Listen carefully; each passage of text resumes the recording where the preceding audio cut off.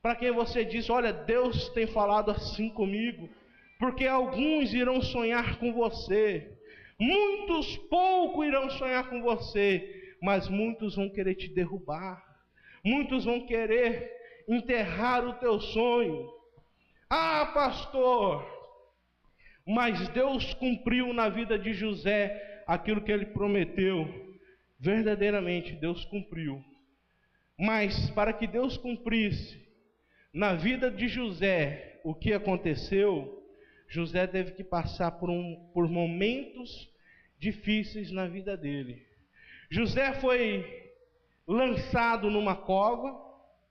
José foi vendido como escravo.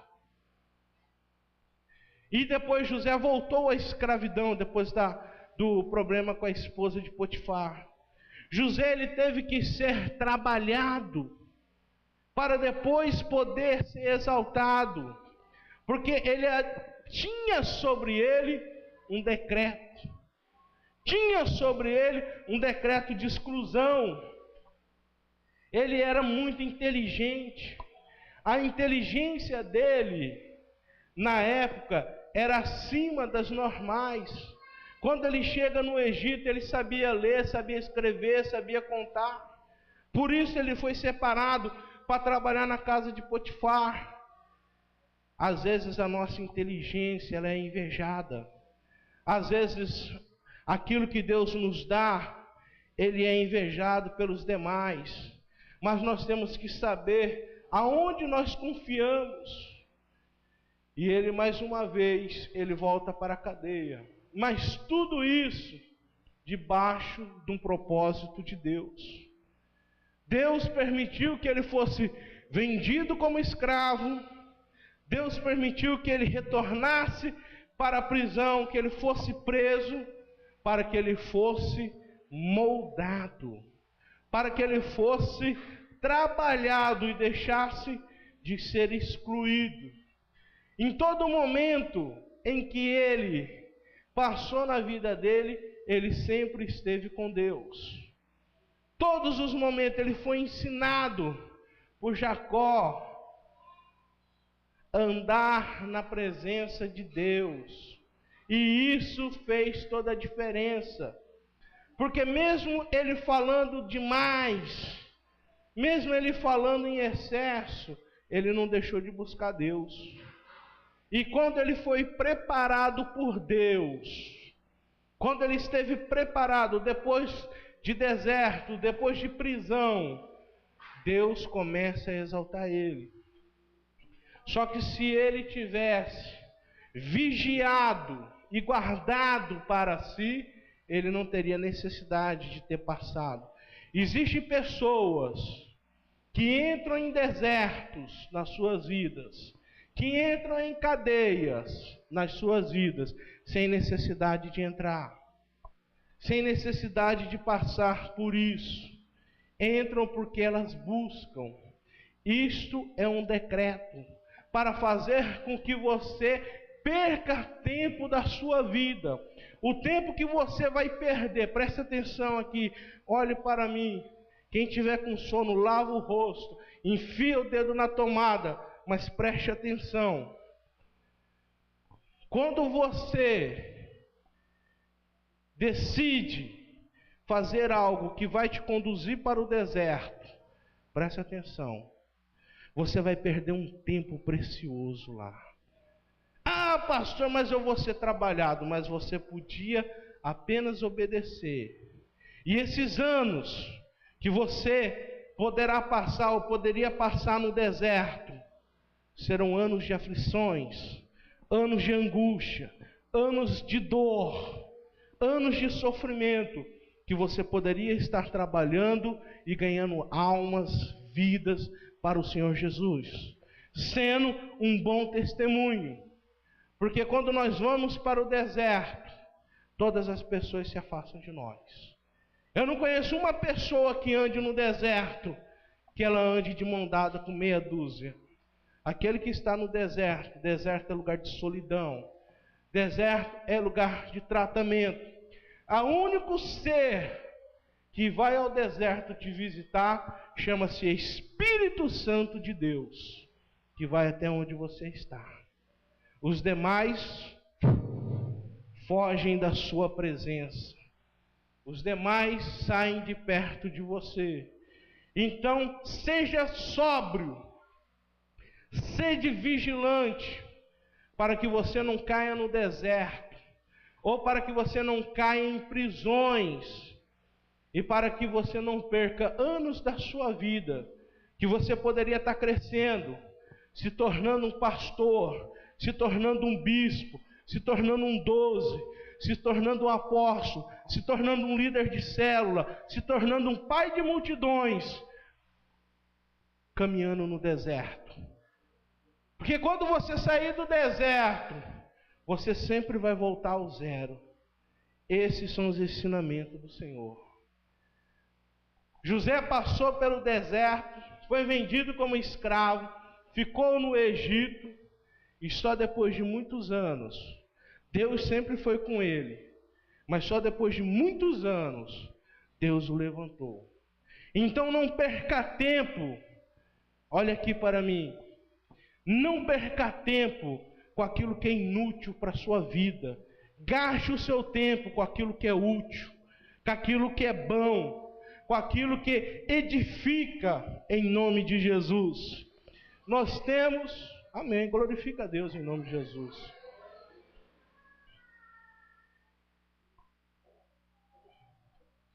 Nós temos decreto de falência. A viúva de Sarepta, uma mulher que era desposada, ela era viúva, e houve uma crise sobre a terra dela. O profeta Elias profetizou que não iria chover durante 3 anos. Veio um decreto de falência. Você imagina, se parar de chover, se a gente fica aí 2 meses, 3 meses, a gente passa mal. Você imagina 3 anos sem chuva. Quantas pessoas não iriam à falência? Quantas pessoas que não deixariam de produzir? A vaca, ela depende do pasto para produzir o leite e a carne. O preço da carne e do leite iria subir, porque o agricultor ia ter que comprar muito sal, muita vitamina, ia comprar produtos de fora, ia ter que comprar muito, ia subir preço, ia inviabilizar. Quantos hoje que tem um pasto farto para alimentar que não teriam? Quantas coisas necessitam da chuva, né, como nós mesmos. Então veio um decreto de sequidão pelo homem de Deus que foi decretado, e sobre algumas pessoas vieram um decreto de falência. Muitas pessoas ali já começou a deixar de ter até o que comer nas suas casas. Muitas pessoas começaram a deixar de ter o próprio alimento, porque não podiam ter. Isso é um decreto de falência. Quantos de nós que às vezes estamos passando por esse decreto de falência? Trabalhando e às vezes não conquistando. Buscando e às vezes não estamos alcançando. Querendo, e às vezes nós não chegamos, porque está sobre a nossa vida um decreto de falência, um decreto de não conseguir, Quando o profeta chega na casa dela, o profeta Elias diz assim: o que você tem, mulher? Ela diz: eu não tenho mais do que um bocado de farinha, vou buscar um pouco d'água, fazer um bolo, para eu e meu filho comer e depois morrer de fome. Quantas pessoas que estão decretadas a falência, não apenas na sua vida financeira, mas na sua vida sentimental, na sua vida espiritual. Hoje eu vou só hoje no culto, nunca mais eu vou. Hoje é minha despedida, o meu último dia de célula. Eu não suporto mais, eu não aguento mais. Ela está debaixo de um decreto de falência. Tudo que ela almeja conquistar está falindo. Às vezes nos estudos começa, para. Às vezes no trabalho dá início a um trabalho e para. Às vezes no relacionamento. Não tem um relacionamento que vá para frente. Não tem um relacionamento que chegue até o fim, que conclua, que tenha êxito nos seus relacionamentos. Então isso é o quê? É um decreto de falência. Mas quando essa mulher,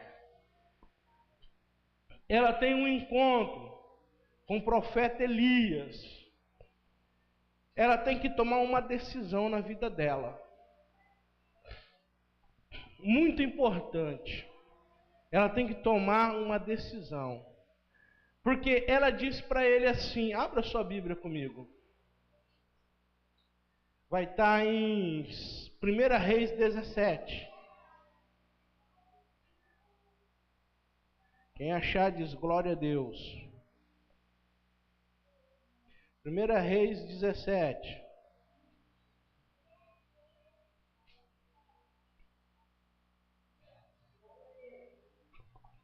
Acharam? 1 Reis 17, versículo 12, diz assim: porém ela respondeu: tão certo como vive o Senhor teu Deus, nada tenho cozido, há somente um punhado de farinha numa panela e um pouco de azeite numa botija. E vês aqui, apanhei 2 cavacos e vou preparar esse resto de comida para mim e para o meu filho. Comê-lo-emos e morreremos. Elias disse: não temas, vai e faze o que disseste, mas primeiro faze dele para mim um bolo pequeno e traz-mo aqui fora. Depois fará para ti mesma e para o teu filho. Porque assim diz o Senhor Deus de Israel: a farinha da tua panela não se acabará, e o azeite da tua botija não faltará, até o dia em que o Senhor fizer chover sobre a terra. Amém? Então ela tem um encontro com Elias. Só que tudo na nossa vida passa por uma decisão. Se José decidisse ficar quieto sobre as promessas de Deus na vida dele, a história de José seria outra. Quando essa mulher, ela fala assim: mas eu só tenho um bocado de farinha, eu vou fazer um pão para mim e para o meu filho, nós comê-lo-emos e morreremos de fome. O profeta diz: vai e faz tudo conforme você falou, mas traz primeiro para mim. Traz primeiro para mim. Por quê? Porque o profeta estava ali representando o sacerdócio. O profeta estava ali em um nome de Deus. O profeta dá um comando para ela. Só que a decisão de fazer era dela. A decisão de concluir o que o profeta disse dependia dela. Ela vai e faz segundo o que o profeta mandou. Ela vai e prepara e dá para ele. E ele é usado por Deus para multiplicar.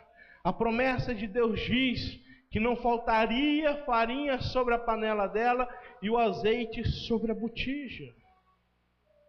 Muitos de nós, quando chegamos nesse ponto do decreto da falência, até financeiramente falando, até emocionalmente falando, quando Deus ele requer da gente a nossa dedicação, requer o nosso empenho, a nossa resposta para Deus é não. Não posso, estou ocupado, não tenho tempo, estou cansado, não dá. Só que a contra-resposta de Deus é que vai faltar a farinha e o azeite. Mas quando você vai e sacrifica para Deus tudo que você tem, ainda que seja aquele pouco naquele momento, a resposta de Deus é a multiplicação do azeite e da farinha.